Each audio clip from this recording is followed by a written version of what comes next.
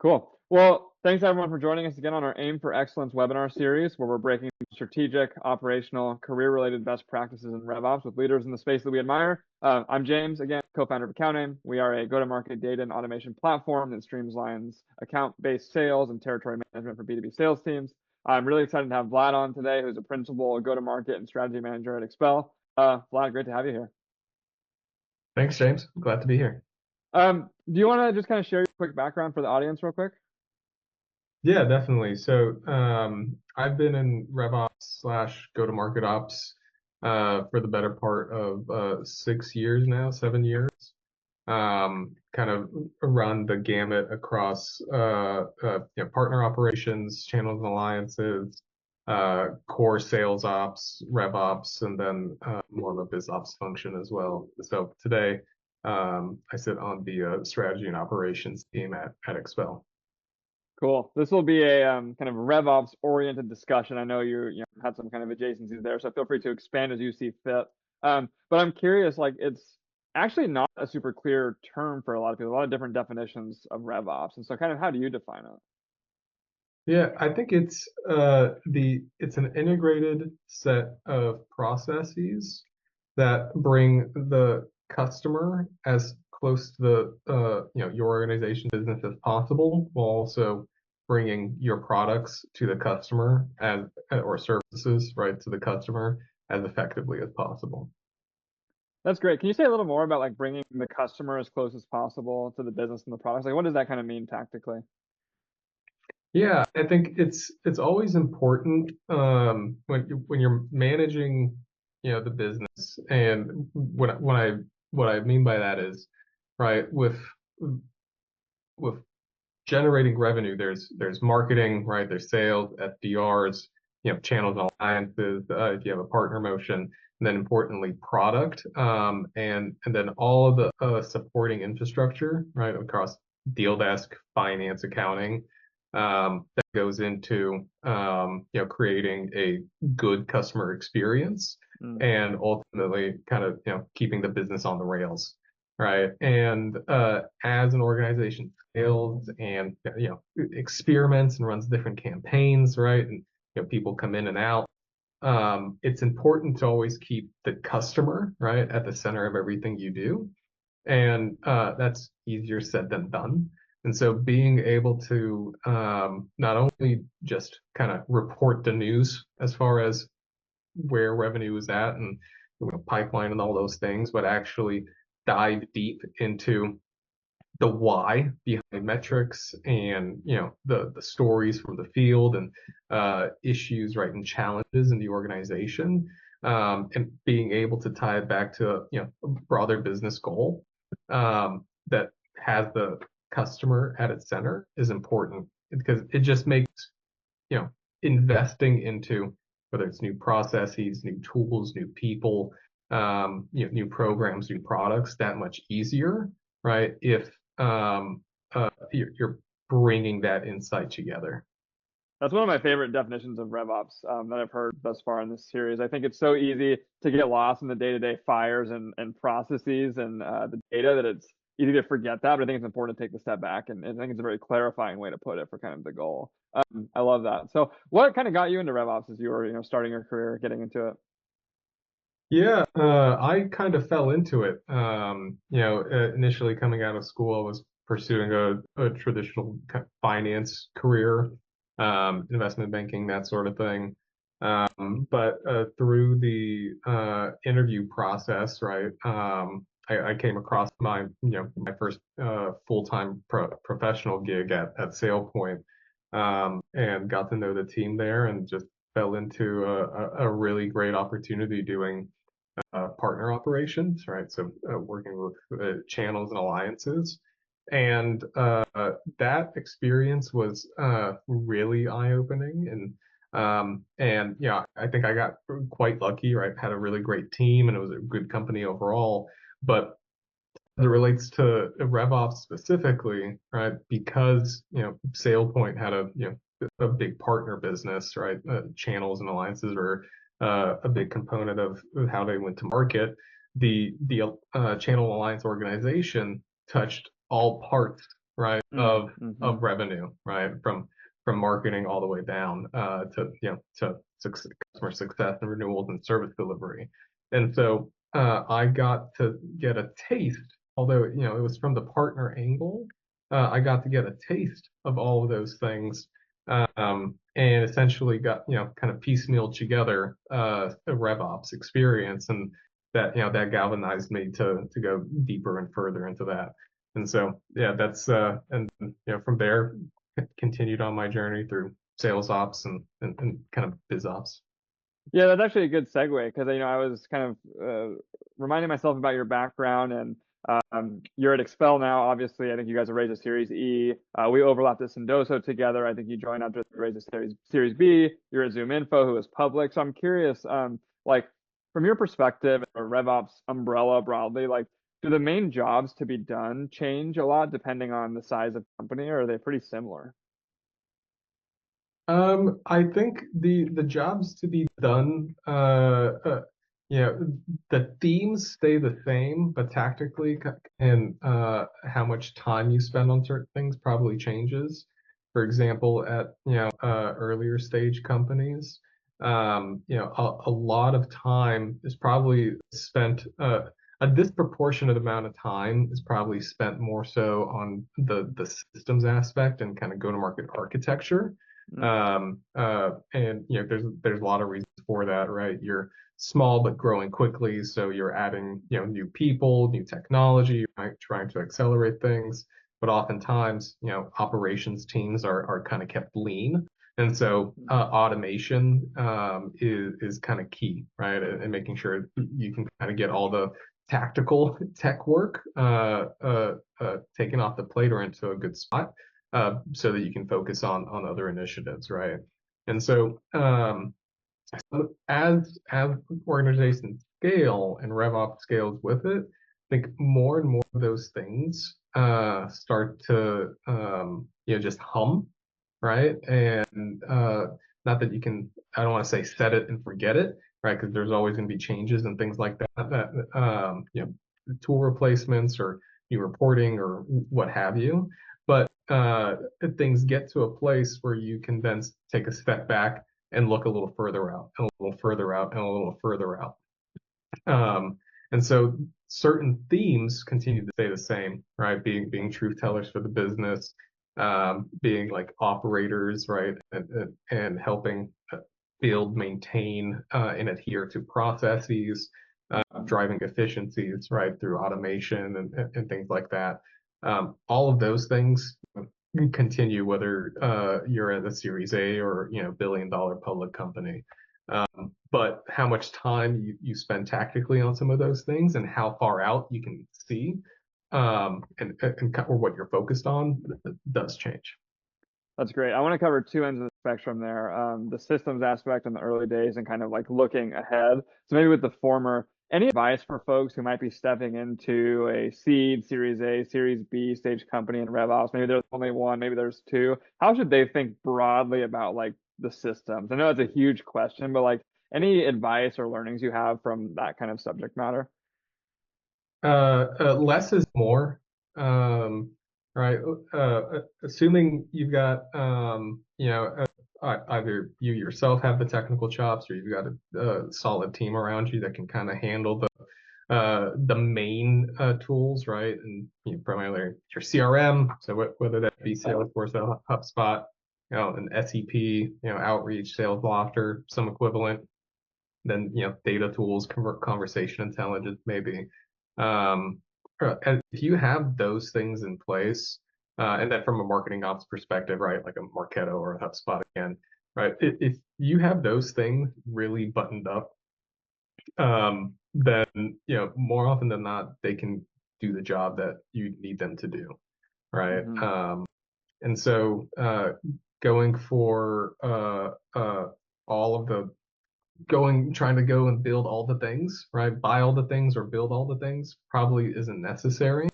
What is necessary, right, is getting to a place where you can understand, right, concretely how are you doing as a business and why, and then Mm-hmm. be able to chart a path to how are we going to keep doing what we're doing well and improve upon the things that we're not doing well.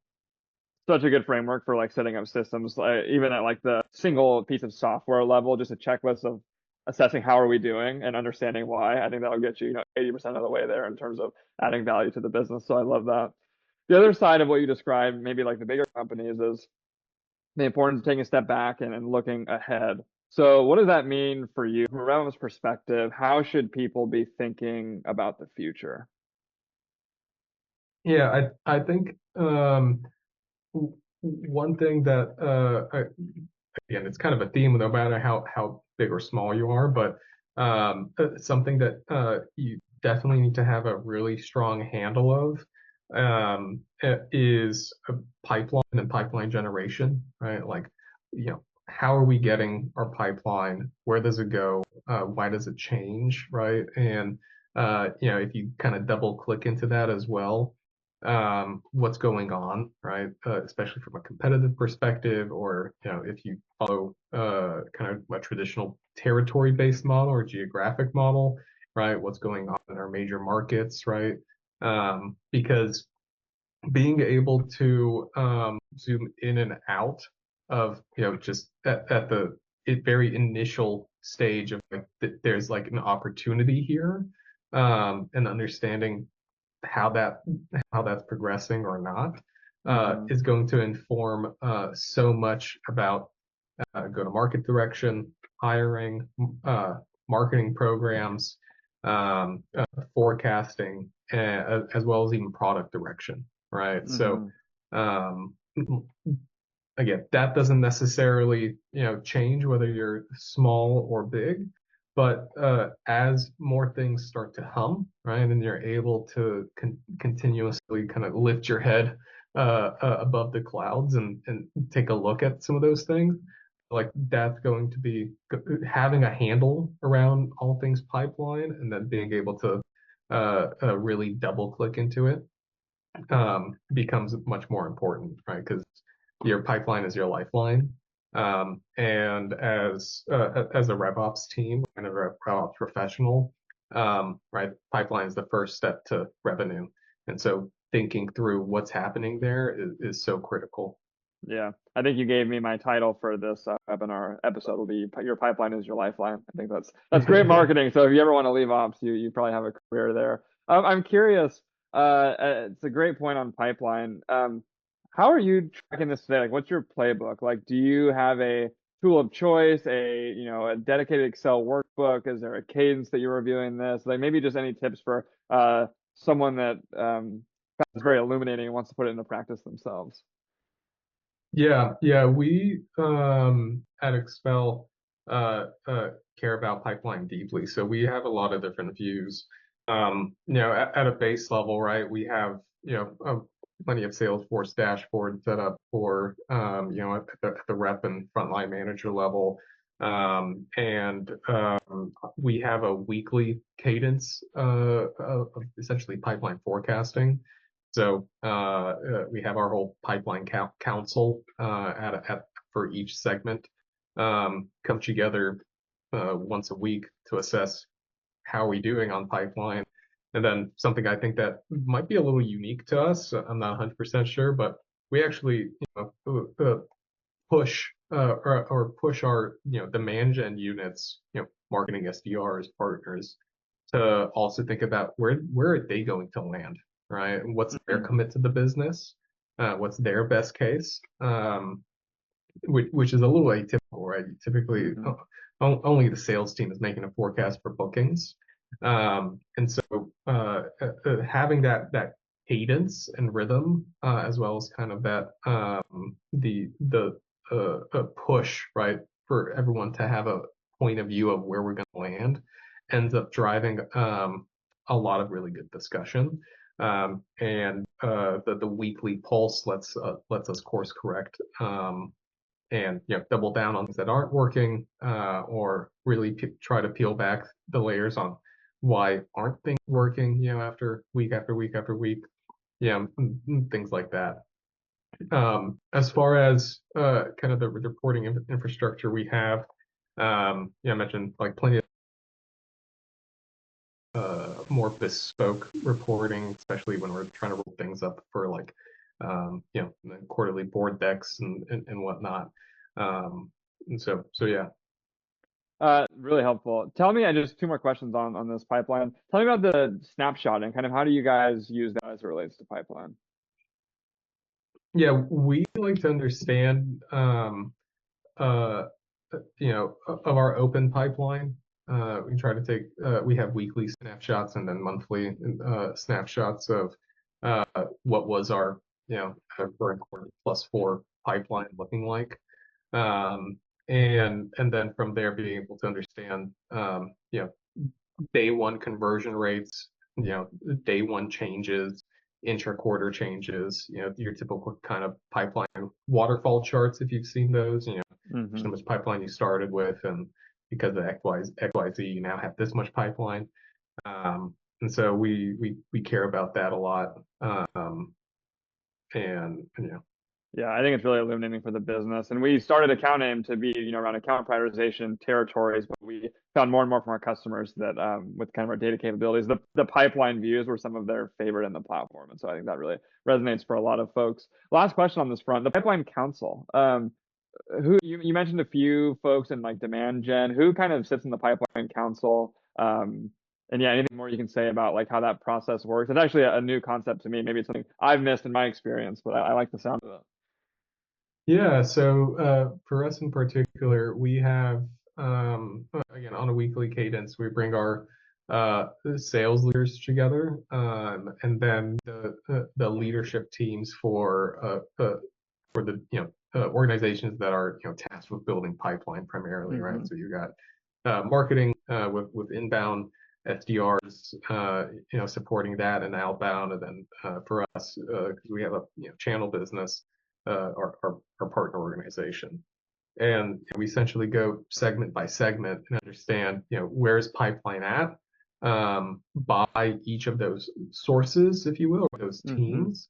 What's been their contribution, what's working, what's not, campaigns they're running, and essentially have a conversation between segment leadership and the pipeline teams on whether it's be market specific, product specific, or what have you, having a conversation about pipeline generation and what's missing or working well. It allows us to diagnose and have productive conversations on the fly, right? At a pretty rapid rhythm, right? We're not waiting for every 2 weeks, every month to meet to talk about pipeline. It's a weekly thing.